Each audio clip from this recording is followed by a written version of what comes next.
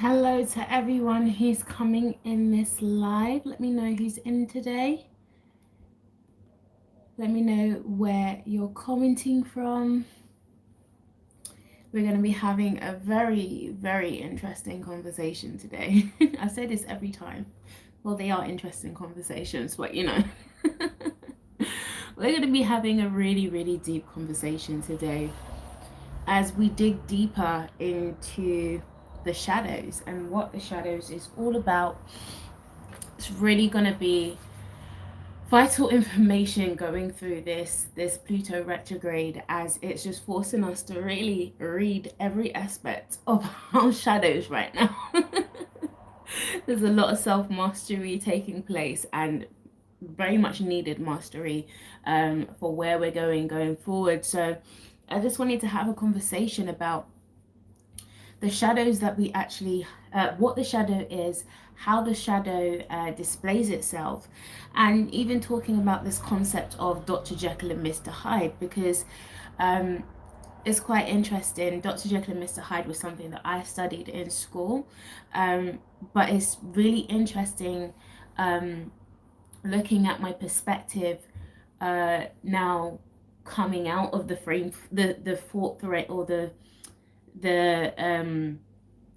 thought of what how I was taught in school, or what I was taught from society, so to speak, not even just from school but from society, about how you're supposed to be and how you're supposed to act, and all of these things do tie into the shadow and how it will operate. So let me know if you have actually studied the shadow before, if you've looked into it before. I know it is a bit of a buzzword at the moment, so a lot of people are beginning to look into it and looking how they can do some shadow work within this time. And like I said, extremely essential stuff to be doing.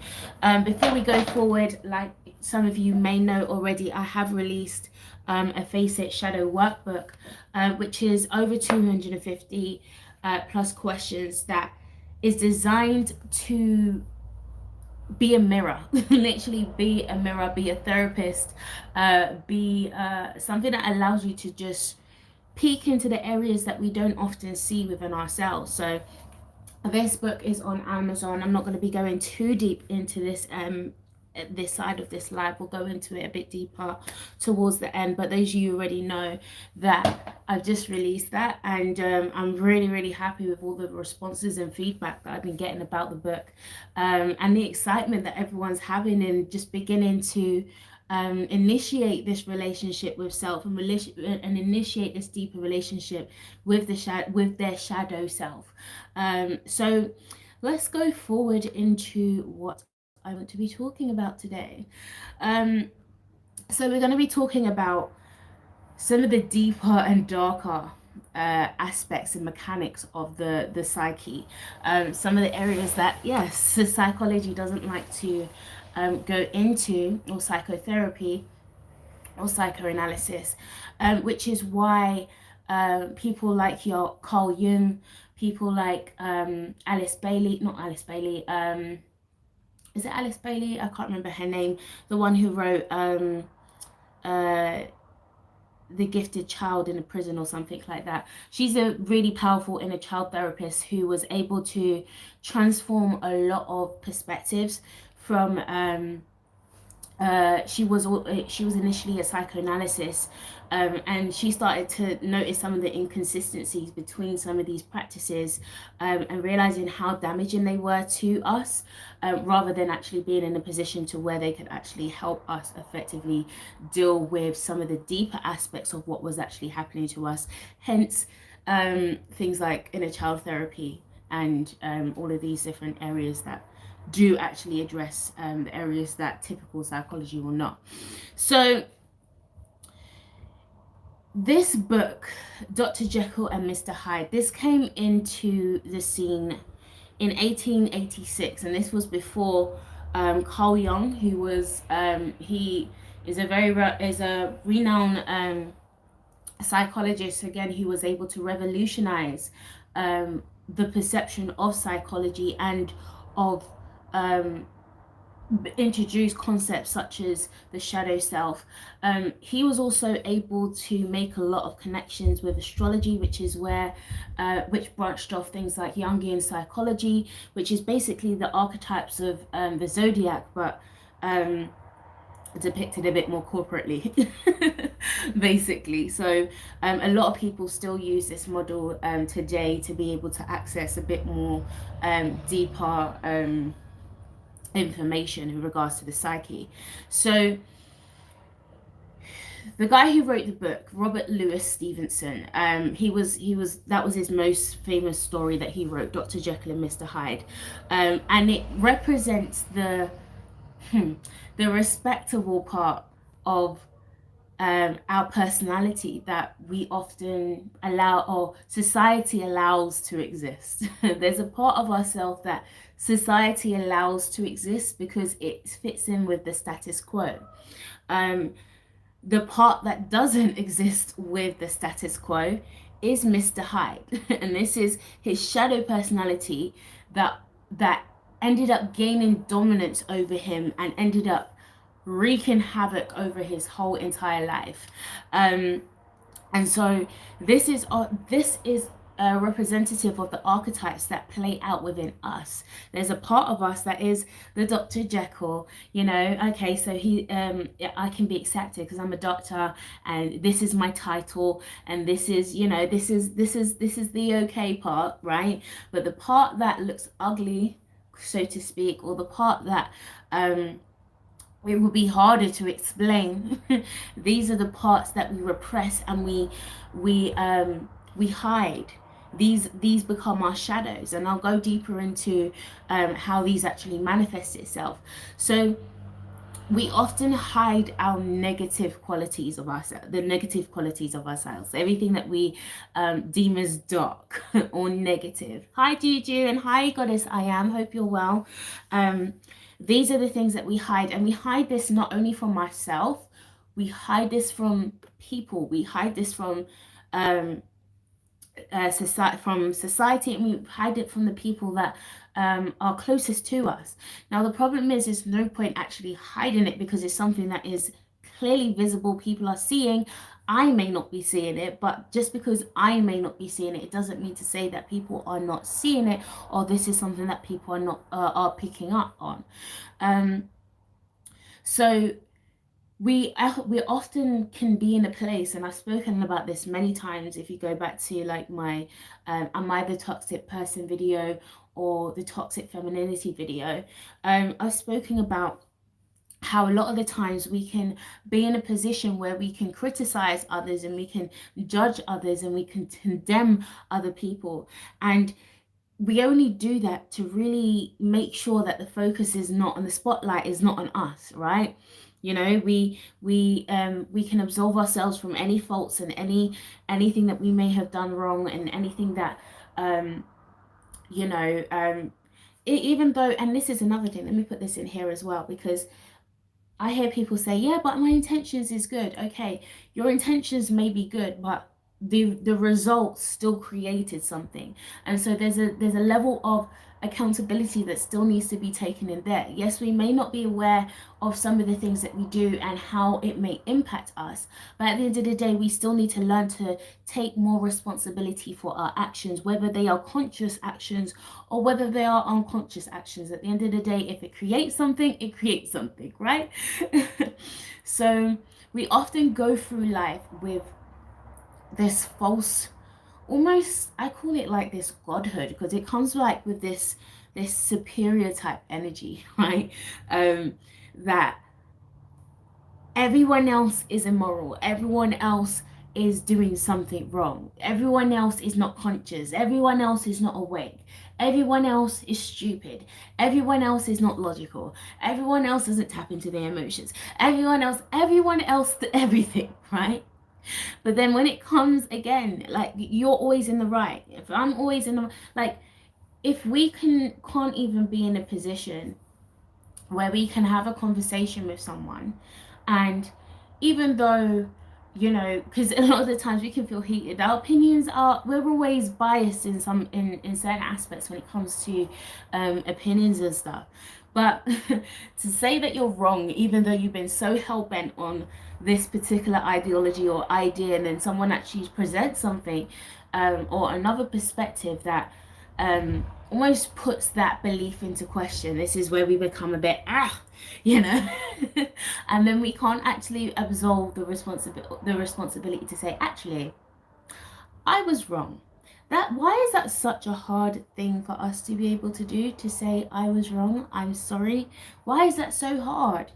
And part of shadow work is you being able to evaluate um or be more self-aware of these moments of when you do need to say, actually, I was wrong. Right? Because shadow work is being able to constantly hold a mirror up to yourself and holding yourself up to the same standard that you hold everyone else up to. Right? And this is a very Virgo thing. This is the Virgo parts of ourselves where we put out a standard, but we don't hold ourselves, we don't match ourselves to that standard, but we project that standard onto everyone else. So when they don't hit that standard, oh, condemnation. So what about when someone wants to condemn you because you're not doing the same thing? Now it becomes an issue. And this is what I mean. These are the things that we need to begin to address within ourselves. This is real. So some aspects of our shadow are a product of our evolution. So this is we have an animalistic side of ourselves. This is what often gets classed as the lower nature, or the lower self. Um, but this is not a bad part of ourselves, and this is something that we have to almost reprogram our minds and perception with, because of how damaging religion has been to our perception of how we see our animalistic nature. We see it as sinful, we see it as disgusting, we see it as, so our animalistic nature consists of our natural instincts for sex, or our natural aggression that may come up. You're a human being. You have a spectrum and polarity of different experience and emotions that you will experience on an everyday basis. To then suppress aspects of those and say, okay, that is bad, that is bad, that is bad. And then on top of it, to then um constantly have things that continually keep hammering that and real and reminding you of how much you're a sinner and how much you're you're basically nothing, and you're nothing without God. These are the things that actually break us apart. We're human. We're going to be wanting to connect sexually with with people, because that's what we're supposed to do. To then say, I now have to suppress my sexuality because that means I'm not holy. What does holy actually mean? Denying an aspect of yourself that is natural. And these are the things that we have to reframe within our mindsets, because it's not healthy. I realized how damaging the purity movement was to my own sexuality and how I identified my sexuality. Because growing up in a church where everything is literally no sex before marriage, literally very, very strict, and there's this false ideal for you to reach to then be a virgin for your whole life, until somebody then can see value in you and put a ring on your finger, and that is what is a symbol of your value. Like, that's very damaging. And I literally had a conversation with my partner the other day, because I was like, um I was like, have you even noticed a difference with me? And he's like, yeah, because, and I had to express to him, I was like, because I was afraid of my sexuality. I literally used to deliberately hold myself back, because I was like, right, I didn't want that person to think I'm a hoe, even though I'm with that person. We're in a relationship. We've been in a relationship for how long? Why do I feel, why is this coming up for me? But again, these are all the projections of everything that was projected from family, from church, from all of these different things that then gets repressed in me. I don't really understand what's happening, and I go through life with all of these conflicts, these internal conflicts, until it takes time for me to actually look inside and be like, right, what is the conflict? How can I deal with this? How can I really harmonize this all right now? So some aspects of our shadow are a product of our upbringing, and that's what I was just explaining at the moment. You know, our teachers and our guardians and our parents, they notice certain aspects within our personality that may seem threatening. Oh, they're walking a bit on the, they're getting a bit too mouthy there. They might need to tone it down. You know, oh, you know, they're a bit too rough and they're a bit too adventurous and they're a bit too out there. You know, it's these are the things that um those that are um have responsibility on us, they end up projecting onto us, and again we repress that and we take that even though none of that has anything to do with us. And then the punishments and everything that comes alongside with that, these are the things that help to drop your self-esteem even deeper and deeper and deeper into some dark depth that you don't even know how to get out. How did I even get here? You don't know, because it's just been a constant web of just confusion that didn't even come from you. These were all these were influences. But yes, these were things that were, there are things that can influence certain characteristics or traits within us, but let's not continually use that as an option to blame something, or to use that as a thing as, yes, that's the reason as to why I am the way I am. You are the way you are because you choose to be the way that you are. And so if you are a specific way and you don't like these aspects of yourself, there are ways to be able to adjust certain things, and it doesn't mean to change, right? Because, and we'll go into that a bit later, but about being able to identify what parts of yourself are um is a place of power, because your shadow is not, again, is not the bad, is not just a bad part of you. It's actually the most creative and most powerful part of you if you learn how to be able to harness and utilize these energies in a healthy way. So the thorns that come from the words that people project, from the actions that people have done, from sometimes the gestures, we don't realize how much or how subtle some of these influences can be. It could be just a gesture. You ask someone for something, can I have a glass of water? And then they give you a certain look, and then instantly you start feeling rejection, but you don't realize that's rejection. But then years down the line, you start struggling with you start struggling with rejection in so many different areas, and then you realize, oh my gosh, the first time I felt rejection was at that moment. And that's when the shadow is created. That shadow is created to um uh form a sense of projection. It's like a shield that gets created. So it's like, um right, this has happened, I need to make sure this never happens again. So I need to be on guard anytime this comes up, anytime this I get triggered and this button gets pushed. I need to be on guard. And we're going to talk, I'm going to be talking about this a lot going forward over the next coming weeks. And so there's a lot that I want to be able to unravel, even looking at things like cancer, like, and the connection to you know, the toxicity that builds within cancer, and the zodiac sign, how that even became cancer, and cancer, the illness, and cancer, the zodiac sign.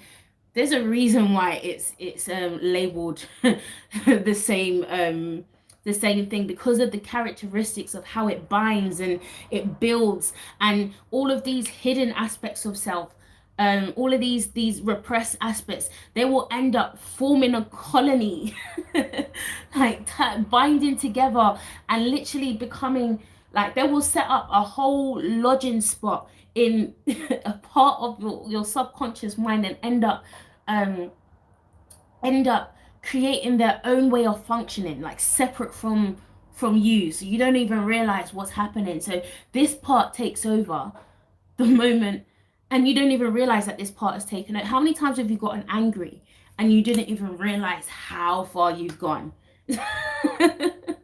That's that shadow. How far the shadow has gone, and and even how many times have you been really angry at something, and there's a certain level of strength that you was able to develop in that moment, that you literally come like superwoman from nowhere, and you're like, where did that come? Yeah, that's how powerful the shadow is, right? The shadow has no boundaries.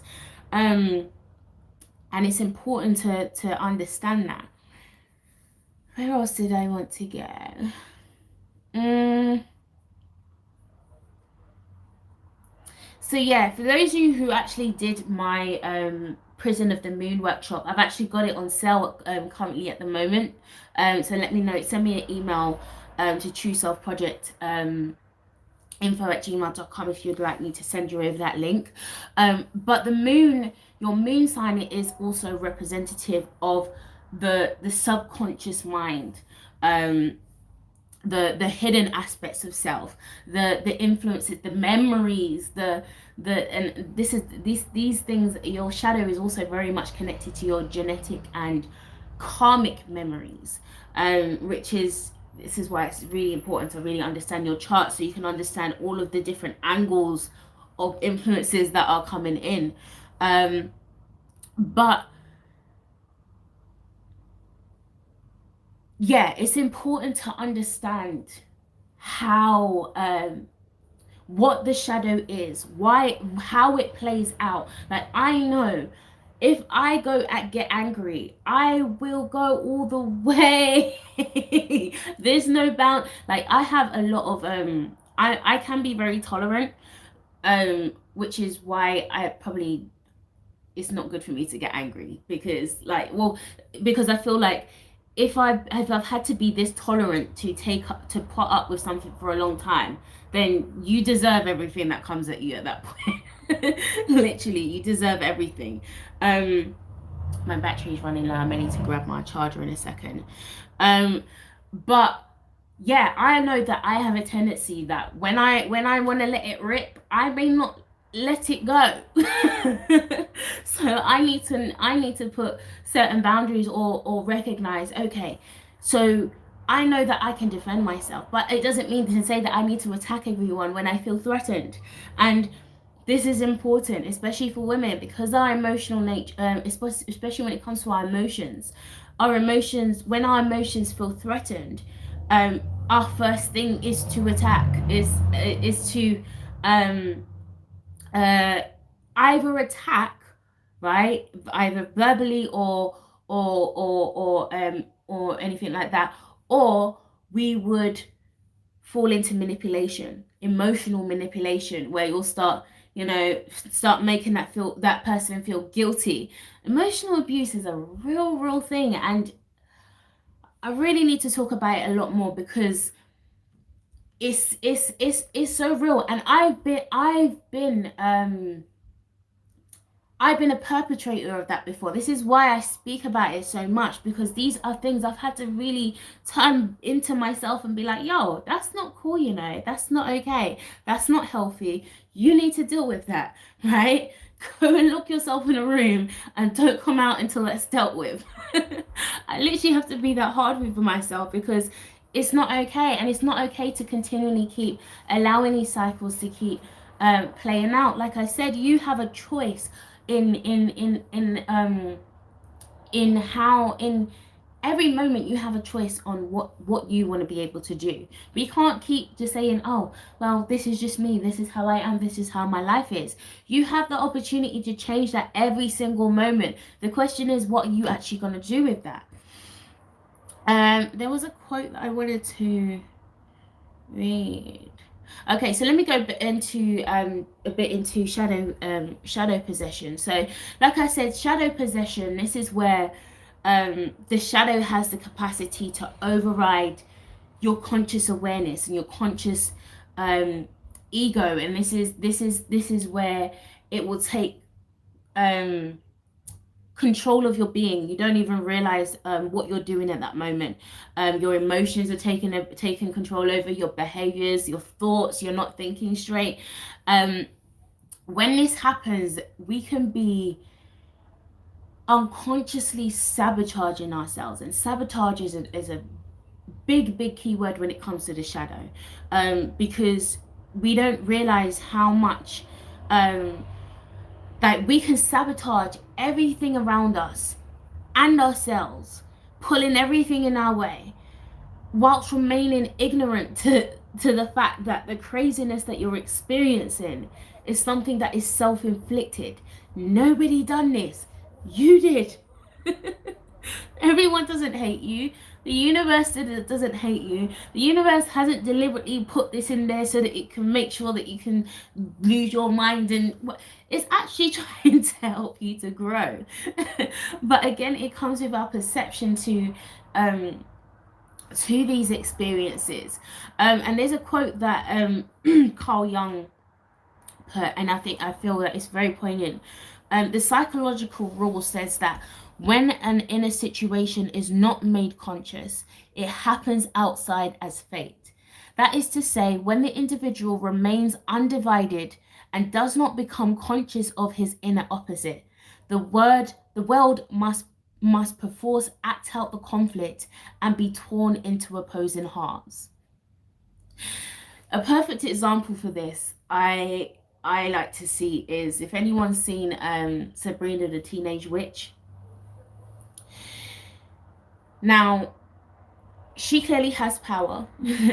she has a lot of power. However, when you're operating in your power at such an undeveloped capacity, that can become destructive, because you don't know, you can have the intention to do something, but then this ends up happening because you didn't realize, actually, I didn't actually take this all into, because actually this is all crazy. I'm not developed. This whole area is not developed. I need to just take a moment and just reform this whole area right here. And I think it's important because I'm seeing this a lot play out, and it's going to play out a lot more going forward, especially in this Gemini North Node energy, because it's very high mental energy. There's a lot of inspiration, South Node Sagittarius, that's going to be coming up. You're going to be inspired to do something, and Gemini is the magician. It is the hands, what we create with our hands, right?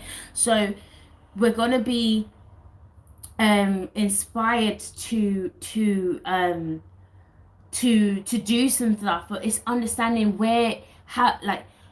what is your evaluating the whole setup, like not only just in your intentions, your approaches, your whole energy setup. Like, energy is a very important thing, like we don't actually take account of, because as much as you can say, for example, you can go to someone with the intention to ask a question, but someone picks up an energy and it's like, whoa, repel, and then you don't realize why that person's repelled by you, but you don't realize the aura that you're actually projecting. So there's so many areas to this. Addictions is also another element of the shadow. We can be addicted to so many different things, and what is it that even is what created that addiction? That addiction is also formed as a plaster or a bandage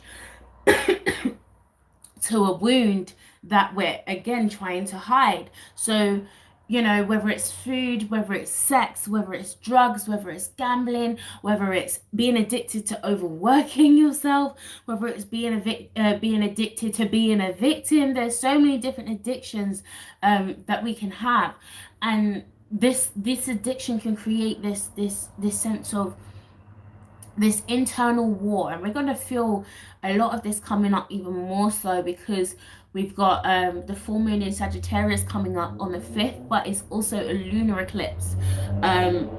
So this whole internal emotional war feeling this urge to go somewhere but don't know where. It's going to be a lot of this taking place, but once we begin to really become sure of self and aware, like self-awareness is an important thing, and even body awareness. We don't even realize how much not body awareness, energy awareness can actually help us. Like um try it next time. If you're whenever you get into an interaction with someone, um and say you get into a conversation with someone, then you notice, oh, there's a feeling of jealousy. Okay, why am I jealous? Where is this jealousy coming from? Rather than just having the conversation and allowing all of these hidden emotions that have not been addressed, like those are the shadow, or the shadow elements that end up building, and they will end up acting out in ways that we don't even realize, and when we won't end up taking account for, because we don't realize that's actually a problem. So let me read this out. So, as Robert Louis Stevenson notes in his book, The Strange Case of Dr. Jekyll and Mr. Hyde, man is not one but truly two. He has a conscious personality and a shadow, each of which often battle for supremacy within his mind. In order to avoid being the victim of the shadow possession, we must become conscious of our shadow qualities and integrate them into our conscious personality, accepting them with open arms, not as apparent aspects of ourselves, but necessary and vital parts of our being. One does not become enlightened by imagining figures of light. Now, this is Carl Jung. I love this quote. One does not become enlightened by imagining figures of light, but by making the darkness conscious. The latter procedure, however, is disagreeable and therefore not popular. Let me read that again, because that's really deep and I feel like it just went over a lot of people's heads.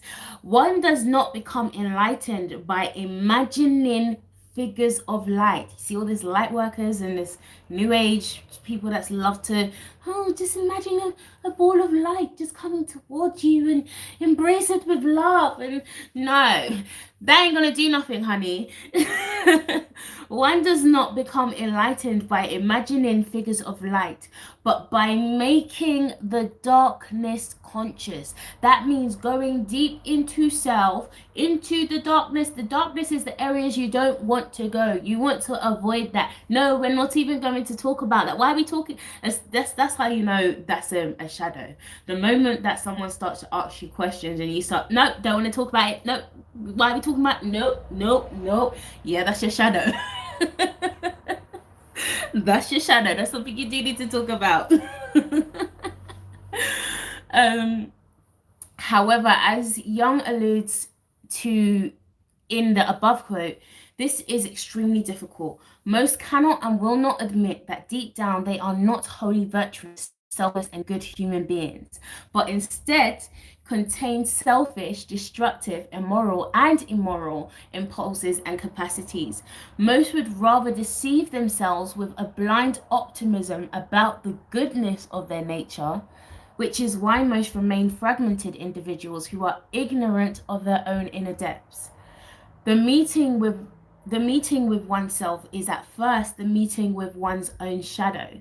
The shadow is a tight passage, a narrow door whose painful constriction no one is spared, who goes down to the deep well. But one must learn to know oneself in order to know who one is. That is like one of the most powerful quotes ever. Like when we talk about, even with the Bible, when it talks about the narrow path, the straight and narrow path, is the shadow, and they're talking about the mysteries and the mysteries of the spirit and the kingdom, right? This is the hidden world, right? This is the hidden aspect, or the hidden aspect of self. The whole thing is talking about self. So when we begin to really go into the mysterious parts of self, the hidden, the narrow door, right? It's a narrow door because not many people go down that. What do they say? Broad is the way to destruction, narrow is the way to life, or something like that. Not many people choose that narrow path because it's not an easy path. It's that journey to really that to embody in that temple, being in that temple of self. That means stillness, that means silence, that means not allowing yourself to not have to know everything, not have to understand, like literally just feel. Not many people want to just sit in that feeling. That's too scary. No, I need to understand that there needs to be an answer for everything. This is how this whole journey becomes even more stressful. We make it harder than necessary. So as I said, there's a hidden power of the shadow, and it's not just the destructive aspects of ourselves, but it's the most potent and the most represents our most our highest potential, our powerful capabilities, our natural giftings. Um, During the development phase, a lot of these impulses again was suppressed by our family, by our fears, by the people that educated us, not out of fear but out of envy, sorry, not out of care but out of envy, out of um fear, out of ignorance, out of jealousy, out of whatever reason they did that. That's their own. They have their own path that has nothing to do with you. Um, but then we have the problem where we feel like we have to be the good, perfect Libra. You know, don't walk the line. Don't be too confrontational. You know, don't want to rock the status quo too much. You know, don't want to rock the boat too much. I troll too much. Just want to be harmonious, you know, love for all. Like that is our biggest that's our biggest problem. And it's interesting that Libra is before Scorpio, which has to literally break all of that superficiality. Listen, we don't walk no line. There's one line to walk and it's up. It's transformation, it's rebirth, it's not looking the same way again. Right. And we have to just begin to really look at that aspect of ourselves, because that's the balance between the first house, which is the ascendant, which is the self identity, and a seventh house, which is Libra, which is other people. This is our mirror, right? So we can't allow people to or allow people to be a block for how authentic we want to be, for how real we're going to be, for how honest we're going to be. You know, some of the things that we need to say, some of the things that you may need to say. Do you know what's even exciting right now? I'm seeing a lot of women come to me, and I'm even seeing it on social media. Like I'm seeing them become more sexy, and you know, like literally just so ready to just take off all of the veils and all of the expectations and just completely just live in their truth. Like, I don't give a fuck what you think about me. This is me. This is how I express myself. And I find that so beautiful in how it's playing out right now, because that's that polarity with Gemini and Sagittarius, come us being able to integrate into our truth and being able to express that as authentic as possible.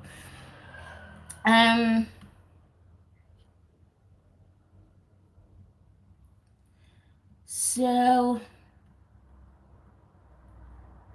yeah, this is something as well.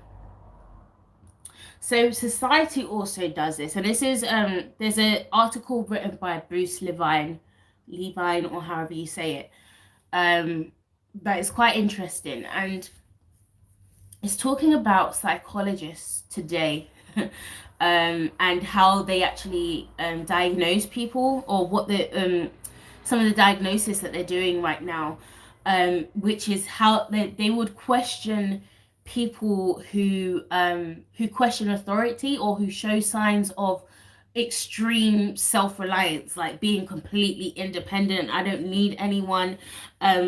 They see that as pathological. They call it something called anti-authoritarian, authoritarian, or whatever it's called. And those are the people that they are creating a threat.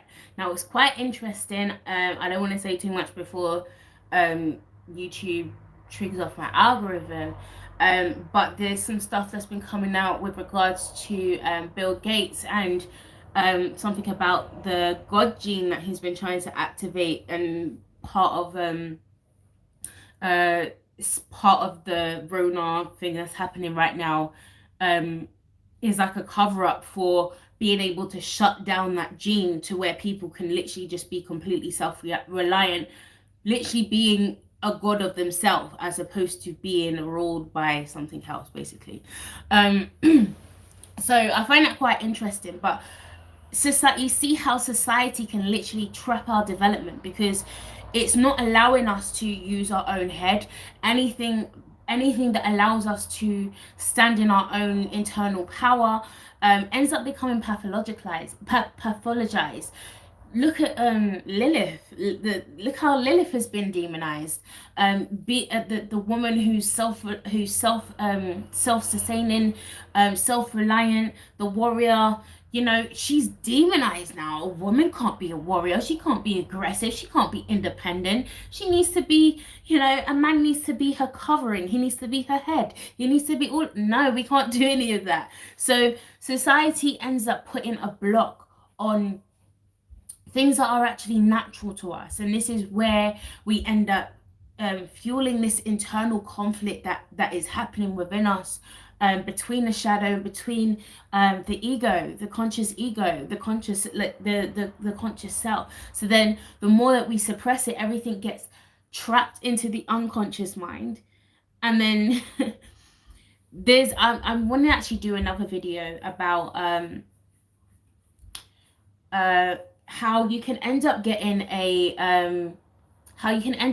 things like hypnotic amnesia when you end up, you know, for example, if someone who's had a traumatic experience like sexual abuse or a kidnap or something, that they will end up forgetting certain areas of their experiences, and that's again part of the shadow that's done that to protect them. And then things get repressed, you don't really know what's happening. And this happened with me. I didn't recognize my abuse until I was 17. And I remember that's when everything began crashing down on me, like, oh my gosh. And also because one of the first experience was with a woman, I started going through a whole identity crisis. I was like, oh my gosh, does that mean that I'm gay? Am I supposed to be gay now? Oh my, like, it was just a whole mess. And it was like 2 years, no, actually 17, 18, yeah, like two to 3 years of just identity chaos. Because, and again, because I came from a religious background, that conflict was just even more intense because I didn't even have a foundation to really to love on my shadow the way that I know that I should have been able to, because the church demonized everything about my shadow. So I say all of this to say, for the sake of our own personal development, it's important that we become more aware of our shadow and how it actually operates. Begin to open your mind to the possibility that you may not be as friendly as you think. You may not be as loving as you may think. You know, you may not be as righteous as you may think. You may not be as moral as you may think. But that's okay, because perfection doesn't exist. None of us are supposed to be perfect, is perfect. Like, perfection is, I feel like it's just it's out of, it doesn't give space for the flow, right? If everything is perfect, look at art. Look at really abstract art. None of that is perfect, yet that's art. It's beauty. It's beauty. It's enticing, right? So we need to come out of this ideology of everything having to be boxed perfect, even including ourselves. And I think when we begin to integrate this perception within ourselves, it might become a bit more easier to see ourselves for who we truly are, and not just slate it and be like, right, I'm such a disgusting person. No, this is, give compassion for your journey. How did this person become how they were?